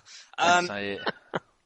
What I was going to say as well is, we're going to be strong favourites for this game, as we were against Hull last year. But I don't think when it comes to a final, it really matters who you play, because whoever you play, they're going to step it up. It's one game. There's nothing saying that those 11 players on the pitch aren't going to go out and have a absolute corker of a game. So nothing is ever done and dusted. And I don't think, Arsenal have been accused of being complacent a few times this season. I don't think there's any room for complacency. Anyone who thinks that we're just going to turn up and win it, I think you're wrong. Kate, how do you think we're going to do? Do you think we're going to win this one comfortably, or do you think it's going to be a tight affair on the day? I don't think it's going to be a walk in the park, but I think we'll win it, because you always have to go with a win. What's the point in being a supporter of the team if you think they're going to lose? But yes, we're definitely going to win it. It's not going to be a massive goal difference, but we'll definitely sneak it before the final whistle and penalties, because I can't cope with penalties. No. So with that said then, I think it's about time that we did some predictions. Danny, I'm going to start off with you. Let's have your prediction. 3-0 Walcott. Oh, you're an arsehole. I had 3-0. You shouldn't have asked me first then, should you tit? Actually, isn't it double points in the Predictions League? So Predictions League. We need to talk about that, don't we? Yeah, because it doesn't actually matter to me, It does. No, what I'm saying is I could go for 1-0 Villa, right? Yeah. And try and claw back some of my points. It doesn't matter if I lose, because fuck it. I'm going to. You're only 10 points behind the listeners, so if the listeners get it wrong, and you get it right, we have had trouble getting listeners for the last couple of ones, so we've just been going 2-0 Giroud, but that's the standard one. But that was when we lost to Swansea and we drew at home to Sunderland, so nobody was going to predict we'd lost those. But the listeners are top with 34 points, Raj next with 25 points. He's only 9 behind if you can't count. Then you're on 24, Kris 23, me 22, Jeff 20, Andrew 16, Dom 15 and Jason 15, Kate on 11, and the other Jeff and other Jason both on 10, but those last 3 only joined partway through the season. So on double points, if the listeners get it wrong, Raj could nip in at the last and win it if he gets it exactly right. 10 points on offer. What went wrong with Jeff this year? He's having a bit of a meet you, isn't he? Oh, he's just lost his talent. It was definitely. the glory of the cup that he's got. He just can't let go. He sleeps with the cup that he got. I think it's what it is. He's seeing that handsome face of his in the old trophy that he stuck on his mantelpiece, and he's gone, nah, fuck that. Jeff Arsenal stays anonymous. That's it. Yeah, definitely. Right then, so we'll go to Kate next. Your prediction? 2-1 Arsenal, and I think I'm not going to go Bellerin this time. I will go. Well, he scored against Villa last time. Oh, see, now you've done it. All right, I'm going to go Bellerin. I'm going to stick with my last match's prediction. Okay. But he did score 5th. Gav? 3-1 Santi. Superb. And Kris? 2-1 after extra time. To us. You don't have to add in those other bits. Well, I'm just saying what I think will happen. Doesn't really matter, does it? So essentially, 2-1 after extra time. Yeah. Well, essentially, I'm saying. It always has to be fucking different. Essentially, I'm saying a 1-1 draw, and we'll win it in extra time. I know that's what it means. Thank you for explaining the bleeding. Well, there you go. No, it could mean 0-0. It could mean 0-0 after 90 minutes then. That's very true, Danny. So show your face. Who's your first scorer, Kris? Chesney. Benteke, I think, will come from behind. Hey. This is fucking pointless anyway, because Danny never listens to it back. I'm banging away on the keyboard right now. I'm just actually editing the HTML, because that's the kind of shit I rock. I've just put in She-War for Gav for the listeners, and I'm going to go and do Chris's one. What did Kris say? 16-3 after the 4th minute, and then 17... What did he say? 2-1? The 2-1 What's the final score? Time. No, what's the final score, Kris? 1-1. I mean, at the end of the game. Well, I just said. It's not 1-1 at the end of the game. You're picking 2 scores then, aren't you? Yeah. Because if it's 2-1 after 90 minutes, then you get the result. And then it's if it's 2-1 after extra time, you get the result again. After 90 minutes, I think it'll be 1-1. Right, then So then put once it goes 1-1. into extra time. Yeah, no, because you're going to try and get this No, one I'm wrong. not. What- No, What's the final result of the game? On Sunday, we'll just look put back. me down for Like 1-1. fucking children. Just put me 1-1. down. Put me down for 1-1. And if we win after extra time, I'll go, look, see, told you so. But No, I won't, you won't. You'll but I start won't fucking get any complain. extra points for it. I don't want the points. I think it'll be 1-1. I Right, think so you think Benteke we're going will to win score on first. penalties? No, I think we'll win after extra time. You've just sucked the life out of Fuck's it. sake, Jesus Danny. Christ. You wonder Why why I don't you go on just- forever. Jesus. What's your one, Gim? 3-0 Alexis.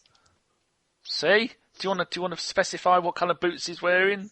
No, I reckon the Did he score with second, his head or his left foot? Maybe his right foot? What was he thinking about when he scored? the second goal is going to be a deflection off of Giroud's erection. Does he shoot more? Well, there you go. Those are now entered live on the website. So if you're listening now, I've already done it because this will be about 10 o'clock. But no, fuck it, it's 10 o'clock. It'll be about midnight by the time this shit is up. Definitely. And it's still nearly light out. Right. Wonderful. So now we'll move on to the any other news section. We will fire through this quickly. Danny, to you, we have to give the listeners an update on the prizes that we have, because we have a very good prize this week, and how to be in with a chance of winning that prize. Right, we did a Podcast 100 competition, and then this was 2 months ago, and I said everybody's going to chuck in some bits. I'm giving a couple of old programmes, an old pair of blue and light blue stripy socks, and Kris is giving something, and then you're going to, and then Jace is giving away a shirt, and Gav's giving some cufflinks in that are brand new because he's kind like that. And in 2 months, how many of you fuckers have sent me a damn fucking thing? Well, No one. The Fuck Tony all. Adams Addicted book is is sat in front of me right now, so it'll be in Too the late. post. Anyway, so To be honest with you, I think it's because you haven't mentioned it enough.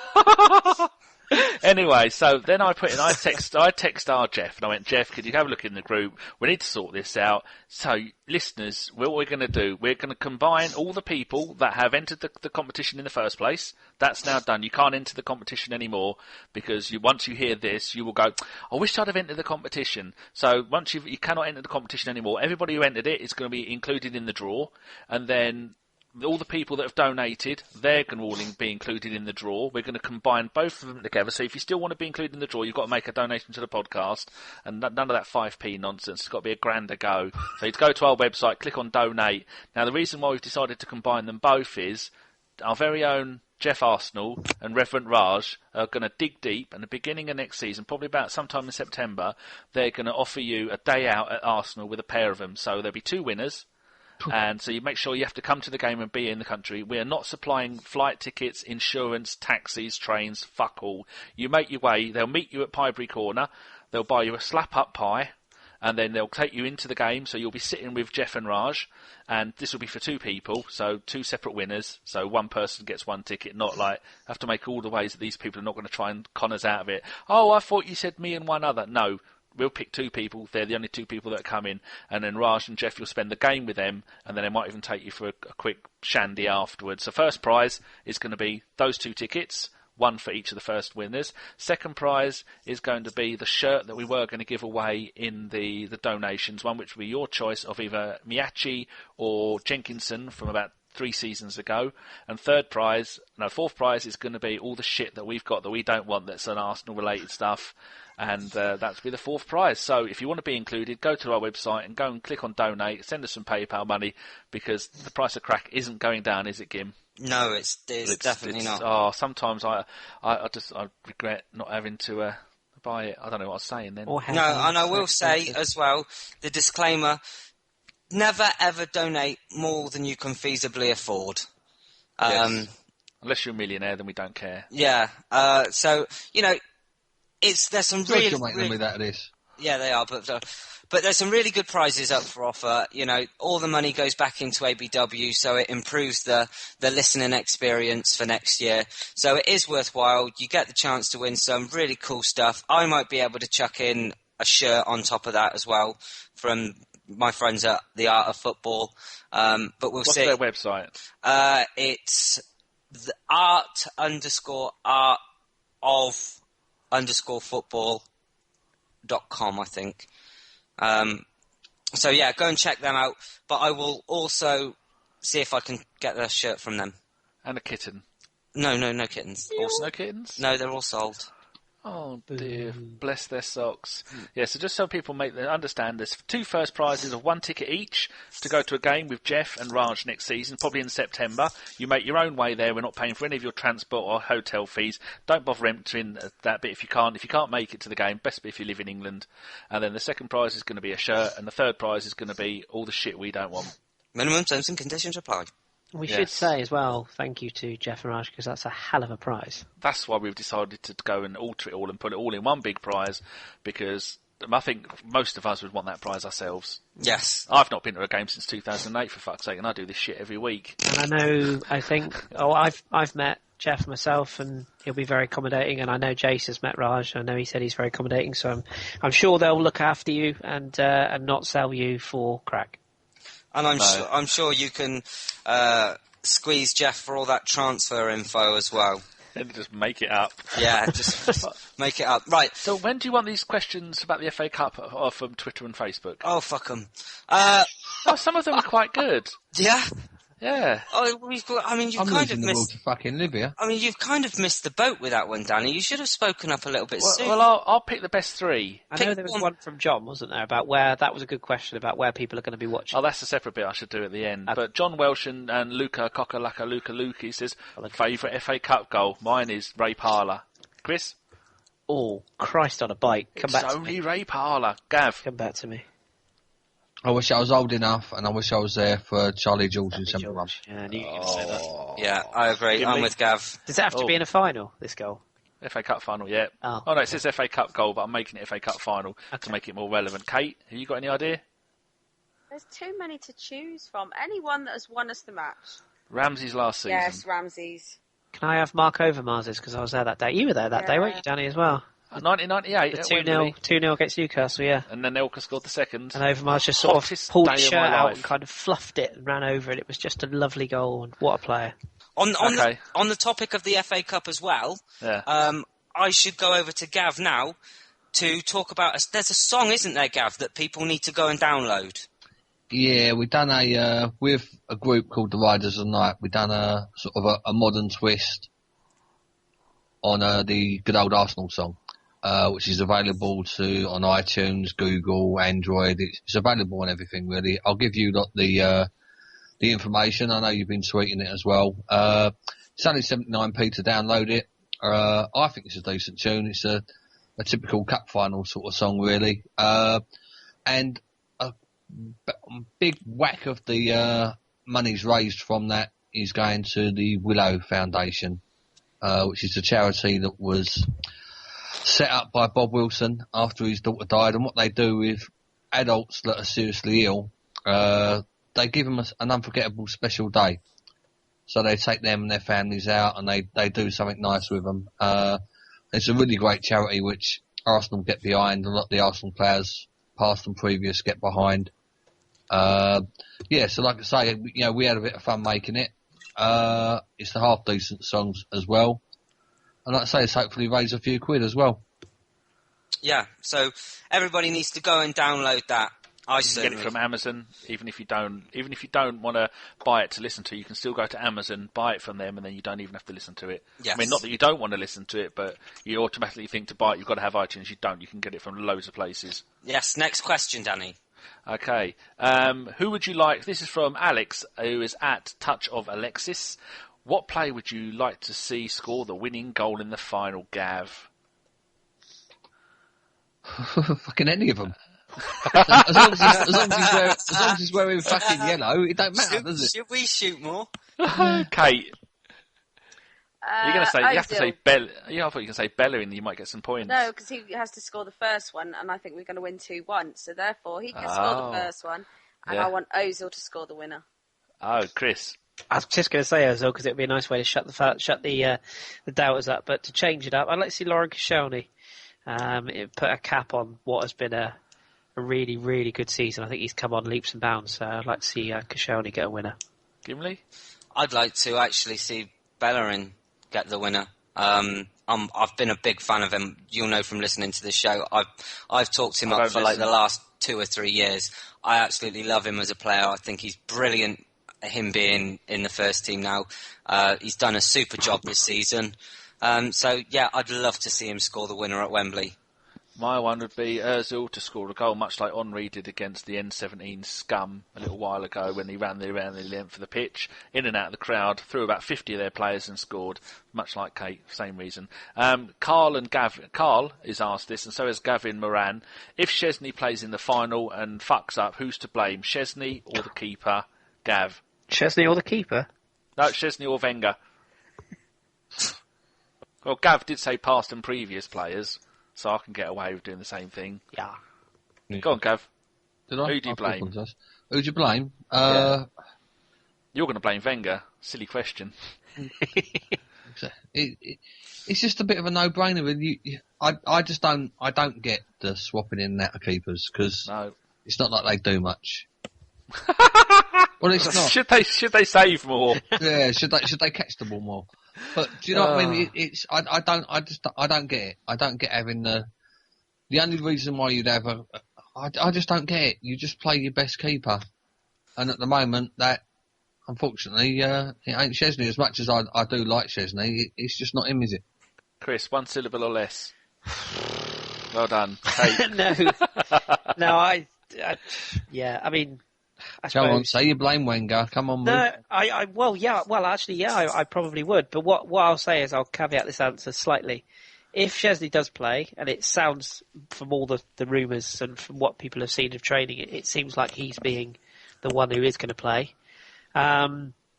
Whatever you think of the manager or of the keepers, fucking get behind him on the day. If you're going and you're there, get behind that goalkeeper. Because, you know, yes, Szczesny's been a prat. I think he knows he's been a prat. I mean, Christ, this could well be his last game in an Arsenal shirt. You know, the guy has been a moron this season. But like Gav said earlier, if he's in a yellow shirt, well, whatever colour keeper shirt he wears, get behind the fucker. Because the last thing that he needs, is all the crowd getting on his back when he is named in that team. So hopefully he has a blinder and he proves us all wrong. But yes, Gav's right. You know, if there is a screw up, Ospina is clearly our number one. So if Szczesny is the one picked and he does make a wreck, please God he doesn't, then you'd have to blame the manager, yeah. Jesus. Kate, you do that in less than 2 syllables. You know me. Is she alive? Awake? Oh, sorry, I sent her to sleep. I was on mute. Ah. I agree with Chris. So do I, actually. Is that it? Yeah. That's it for me. Alright. Gim? Yeah, that's it. Gimli, same, do you agree? Yeah, why not? Jesus, have you just been hit by a wave of depression? No, this has been a miserable part. Am I the only one who's sitting there thinking that... No, it hasn't. Yes, it has. I Questions. think we're all disappointed that it's the end of the season. I'm a little bit sad. I need a hug. Yeah, that's 11 weeks without football. Ladies, form an order. Not even wanking can replace that time. Oh, here we go. Potty mouth again. Right, the final question, which is going to end this questions on an upper. Which Arsenal FA Cup final is your favourite and why? Who wants to go first? I'll go first. 1998, Arsenal 2, Newcastle 0. Overmars scores first, Anelka scores second, or maybe even the other way. And the hottest day of my life, because all my Arsenal friends are all dickheads, I had to take a West Ham fan with me. Much like the Champions League final, I took an Everton fan with me because all my friends are pricks.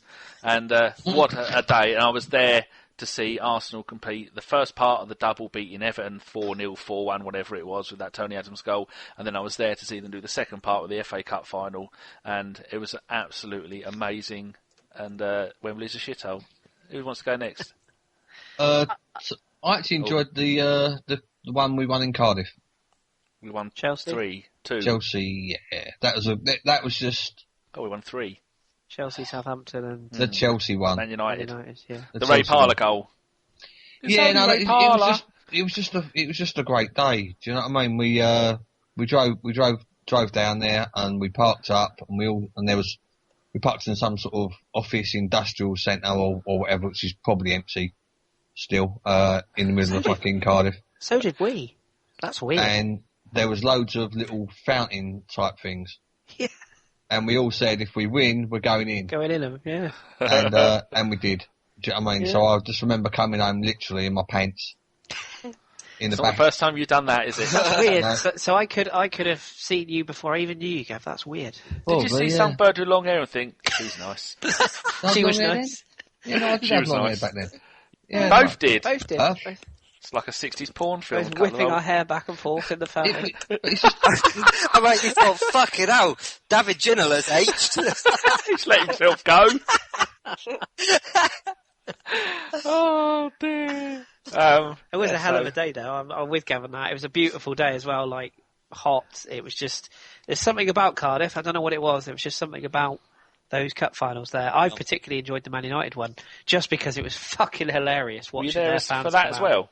Yes. I was there for that. We were all chanting USA during Yes, the penalty shootout. indeed, yeah. Little did we know a Yank would come along and fuck our club over. But the best part about that whole game was watching the United fans' faces as we were funneling out, and they basically battered us for 120 minutes, and with 5 penalties, you know, we'd won the cup, and in a weird way, there's no better feeling than knowing that you've been absolutely battered and still won something. It's just a big up yours to the opposition, and that was at the time where they thought they were fucking invincible. So They'd only just won the league, I think. yes, and of course it was a fitting way for Patrick Vieira to Last move kick. on. So There you are. that was quite memorable. But I'm with Gav, the Chelsea one. There was something about that whole day was just something about it. Don't know what it was.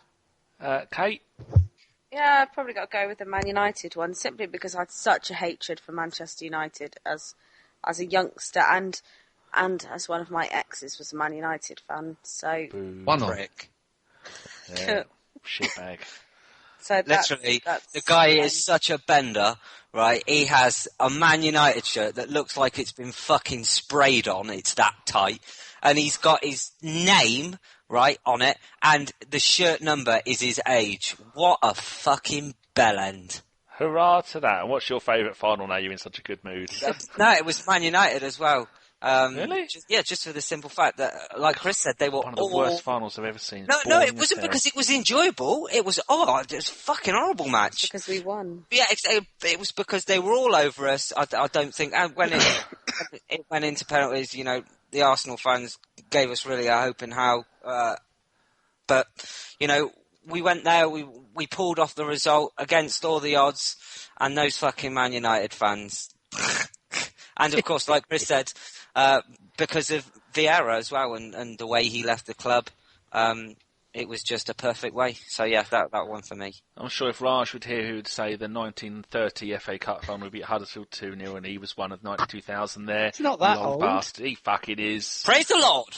Praise the Lord. Hallelujah. The Reverend knows. Right, there you go. I think we ended those questions on a bit of a high note. I've only got one little thing, 2 more little things to say, Gim, so let me know when you want me to do them. Okay, I'll fire through the rest of the news then. Go! We're recording a Bergie Blogs podcast on Sunday. Yeah. And that's for the fine work that all the bloggers have done for us this season. Whether you read the Bergie blogs or not, we've put out some fantastic stuff. I can't thank the writers enough, but you will get your chance to hear them on a podcast, and that should be out. Is it Sunday or Monday that'll be out, Danny?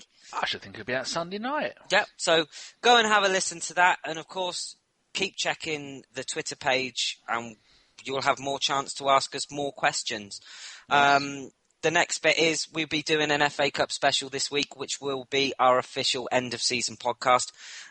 So next Thursday. Yeah, next Thursday will be the last one, and then we sign off for 10 or 11 weeks, I think, depending on, you know, if there's anything happens or if we Might sign. be the odd after dark, though. Yeah, we might do an after If you get dark. pissed up enough. Yeah, if I'm drunk enough or high enough, then maybe. quite possibly. It depends.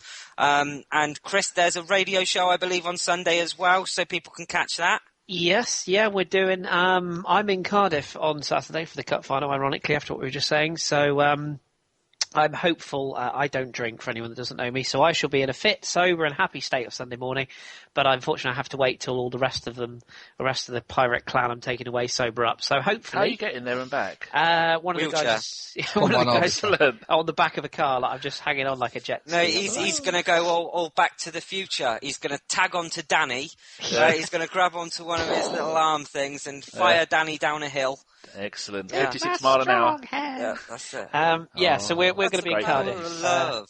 But we'll be coming back on the Sunday, so hopefully all being well. I think the general plan is to hopefully go live at something like 8:00 Greenwich Mean Time, and the idea is hopefully we'll have John, Tim, Tom, and hopefully Dom. Hugs for Tom. And hopefully the Shredder will be involved. We'll hopefully get everyone involved, but we want to do it on the Sunday because hopefully everybody will be too pissed and too happy on the Saturday. So, yes, we'll do that. And as far as the summer goes, like Gim said, we're going to wind down things. If we get a really massive transfer and something people want to talk about it, I'll speak to Gim and we might do a one-off radio show at some point, but that's not definite. So don't rely on us. It might not happen. We'll see. No, exactly. It's very much suck it and see. We'll cross that bridge when we come to it. If anything happens, I'm sure we'll put something out. But if it's quiet, then this next week will be the last you hear from us. I think that's about it in regards to news. Danny, you said you've got another couple of bits? Yeah, we always say to people, if you have a Facebook group like you've got Turkish Gooners or any of that lot, link up with us on Facebook and we can share all of our likes and people with each other. Then we can shout out stuff on the podcast. And the first one to do that was someone called Emery Kamar, who sent me this. I told him to send me an email of what he wants me to say. He says, Turkey Gooners are meeting for the first time for a live screening of the FA Cup game, meeting in SOS Lounge in Istanbul. Puma have surprises as well.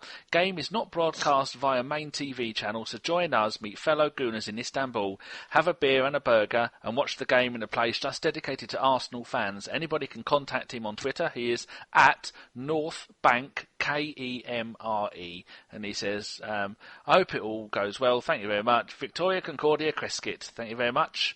And the last thing, that's what it is, it's Creskit. Cressit, surely. You're an assassin, Danny. You're an assassin. You'll ruin anything. Look at the bright side. There's no fucking Latins that I can fuck off with fucking that up, is there? What are they going to do? Come back from the dead with their dead language and have, you said Creskit wrong. Fuck off. You've been dead for 2,000 years. And finally, hugs for Tom. He says, where will you be watching and celebrating the FA Cup final? Get on his Instagram, which is @_Bergkamp_Wonderland on the Instagram. Instagram him pictures of your view for the FA Cup final, whether you be at the game, at the pub, or here he is. He just popped up on Skype, bless his socks. And or even if you're at home watching it on the sofa with the dog, Instagram a picture of your view, and he will put the best ones on our Instagram account. So get joining in, and there's no prizes. Do you know what? I'm not a chartered accountant, but I just swear you are bipolar. You're not the first to say that. No. Yes, I am. No, you're not. I am. It's a bit cold for you, isn't it, bipolar, Danny? It is. I don't like bears unless they shit in the woods. It's alright. You got lots of rolls, so I think you'll be alright. So I want to say sorry to the people whose questions we didn't read out, but we've run out of time. And like Jazz Diwali said, Diwal had a really, really long, good question. He said we should just go out and spank Villa. No Villa. Just no fucking around. Go and murder them, and I agree with that. Woof. Move it on. I think we'll end this now because I think pretty sure Gav's given up on life. But we'll do shout outs. Please, guys, fire through them quickly. I've got two tonight. My first one is at AlexWB, just because he messages me on Twitter from time to time, and sometimes I miss his DMs, and I feel really guilty because I do it, but I'm an arse. But he's a really passionate Gooner who listens to this podcast, so I didn't say anything to him, but I just wanted to give him that nod. And finally, another one is at Gary Prince, and that's Gary, and then Prince. Just simply because he's one of the hidden gems on Twitter. Just a really fucking lovely bloke, to be honest. There's not really many ways I can put it. But go and give both of them a follow. And again, another thank you. Yes. Danny? As usual, I'm going to go to the last person to follow me on Twitter, which is Stephen Abel at STEPHENA94. And I think he's put, come on you Gooners, and COYD. I don't know what COYD means. Come on you dogs. Come on you ducks. Dons. Yeah, I think he could well be a Wimbledon fan as well. Oh yeah, and he's put MKFDC and all those other things. Yeah, so hello to him, and if you don't listen, there you go, you've missed out on nothing really. No. That's fair enough. Gav? Yeah, I'd like to say thank you to the owners and the staff at the George Pub, which is Eden Grove, which is just off Holloway Road by the train station. They're at the George N7. They've been very kind to me this year. They let me pop in there every month or so, put a little stall up in the corner of the pub so that people can come and pick up my wares, so to speak. And Yeah, it's the first pub that's put pictures up, and they've done a fabulous job. You know, they've got loads of yellow and blue ribbon coming out of the windows down onto the pub, and like I say, they'll have a great day there for the cup final like they did last year. Yeah, no, just a thank you to them really, and like I say, it's one of the best Arsenal pubs there is. Definitely so. Kate? My shout out. Oh, someone's on a motorway. My That shout. was you leaving, you'd had Did enough. you get the shotgun? My shout out is to someone I was talking to on Facebook, and his name is Faisal Baba. I can't remember what his Twitter name is. Mana. Ah. But, choking. Sorry. Not. I'm okay. No need to worry. I wasn't. No, I didn't. Get on with it. Yeah, but my shout out's to Faisal. It's his birthday today, so happy birthday, Faisal. Happy birthday, Faisal. Oh, I should have said a happy birthday to my daughter. She's 17 tomorrow. Do it Oh, now. how could you forget Happy that? birthday, Sean! Love you loads! Happy Happy birthday, birthday, Sean. Sean. And I finally... bought her a donkey. Love that. Christ. Kris? Just a quickie from me. No shout. Hilarious. I know. No. Wake me up when he's done. No shout out. Nothing personal, but too many people to mention. Thanks to everybody. But no, I've just put the second Pirates This is draw quick. of the summer up. It would be if you didn't bloody interrupt, you fuckers. No, thank you to everyone that's donated to the Pirates draw. I'm happy to say we have hit our target for the first draw. So as promised, I've put another draw in place. The first draw will remain open until July, so you can still donate if you wish on that one, which is for the 3 match-worn shirts, and they're still available. But I've now started a secondary draw, which is for a Carl Jenkinson shirt. It's the away shirt from the 2011-12 season. That one is a one-shot donation. What's the word? One shot or one go each shot. I can't even think of the words to put it in. Basically, it's a tenner each donation. If you donate £10, you go into the draw, you get 10 entries. You can only donate once. So if you want to get involved in that one, hop along to our page. It's barbicanpiratesfc /donate. Have a look on there or follow us at Barbie Pirates FC. Get involved, and thank you all very, very much again. It's really appreciated, and you lot are keeping us alive, so thank you very much. Fantastic. So all that's left then is to thank all of the people on the podcast tonight. Thank you, guys. It's been an absolute pleasure. It has. Thank you. Podcast 110, I think this is. 110. Who'd have thought? Legend. Yeah. I was Brilliant. bored after 5. You probably fucking were. So that was a Bergkamp Wonderland podcast. Thank you so much for listening, and keep it Arsenal. Good night. Come on, you yellows. She wore yellow ribbon. Fuck. I don't know the rest of the words. La la la la la la.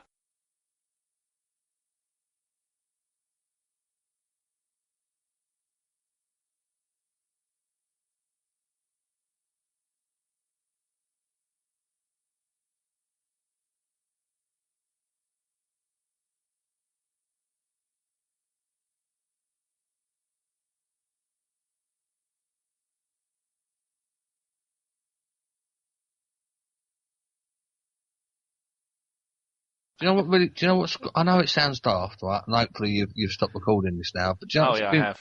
Good. Don't embarrass yourself because I won't leave it in. No, right? Fucking, right? Why have Arsenal been using the hashtag We Are Arsenal? Have they? What? It's not fucking We Are the Arsenal. It's been fucking doing my head in all week. I've been trying not to fucking go too over the top about it, but It's because we got a 12-year-old in charge of our social media. That's probably why. I saw that flash up earlier on my screen saying so many people tweeting about hashtag We Are Arsenal. it's not fucking. I mean, do you know what I mean? We all follow Arsenal over land and sea. It just don't make sense. She wore it when she asked why, says it's for Arsenal, and we're going to. It Doesn't make sense, does it? every Silly cunts. fucking ex-player calls it the Arsenal. That's why the club's special. And 'Cause it's an our institution. own fucking poxy, fucking social media, fucking people that do it. We are Arsenal. They Well, I think they people just should don't be get ashamed. it. It's They should got be it's ashamed got if they it's got to follow be. it. I swear, the person that runs it for all the good that they do, they can't be a proper Arsenal supporter. It cannot be an Arsenal supporter that runs the social media sites. Certainly not someone aware of it, anyway. It can't be. I mean, you'd be aware of that. You wouldn't say we are Arsenal. I mean, No. what the fuck? Do any of you follow the Arsenal Twitter? Because I'd No, rather die. I don't. I do. They follow I do, me. yeah. Yeah, I do just... I Thing is, no, You've I changed. don't- They daren't follow me, I'd get sued. I can guarantee if you go onto the Arsenal Twitter now, right, you've got a combination of one of a few different types of people. They're either an egg, I'll be careful what you say here. okay, they've never tweeted before, or they're a combination of the both, or they're Nigerian. Well, I'm none of the above. just need say your that. account number, Well, I yeah. saw code. It's like people that go, oh, Arsenal followed me on the 13th of the 10th. That's not because they're interested in what you've got to say. You just got fucking lucky. I win a raffle. It doesn't mean I got any kind of skill. You cheeky bastard. So why would you say Arsenal Do I follow need to you? give Jeremy Kyle a call, or are you two going to calm down? And it's not that I'm jealous, Thanks. because I'm really not. Like I Yes, said, you if I was bothered, then I'd follow them myself. I've actually blocked them on the Highbury Inn so they can't read what I try, what the shit I say about them. Constant shit that they put on there as well. And the other thing that's really got my back up as well, and it does do every season, is that Something else? fucking Media Watch page. Oh, for fuck's sake, that's cringeworthy bollocks. Fuel And it's all about it. Yeah, Arsenal might be interested in Lionel Messi. Well, of course they are. Let's just post it up on the site and listen to the deluded dickheads go, oh, we might sign Messi this summer. No, we fucking won't. Sorry about that. We'll probably end up with another Danny Welbeck. And then, How dare you? you know, it's just... It is every other tweet. We are Arsenal. Mm. We're the Arsenal. Why can't they work that out? Shall I tell you what it is, Gav, why it is? It's Go on. We figured that out. Because they're cunts. because they, There's a ringtone There's for a you. ringtone, yeah. it's because Don't swear often. they recruited the running out of their social media page to, obviously, a Down syndrome. Isn't it I think it's Americans, I think, that run it now, I think. Tom Fox and all that, before he left, I think he put an American in charge. American. So I blame You know- Trader. I've worked it out. That's God. what Stan Kroenke's getting paid $3 million There you fucking go. quid a year for. He sits there like Inspector like Dr. Claw. He goes, I'll get you next time, Arson. In all That's what fairness, we happens. talk about American and Down syndrome, but isn't it just like you say potato, I say potato? Yeah. It's almost pretty much the same thing. I was going to use this as the Easter egg, but I can't now because you've been offensive to Downies. Robert Downies. That's all right, you've done it before, nobody's cared. In other news, Yeah, put it out, Daddy. Who gives a fuck? I've just put a bid in for some used shorts, and the location is Brighton. Should I be concerned? Yes. Do you pay postage and packing on the stains?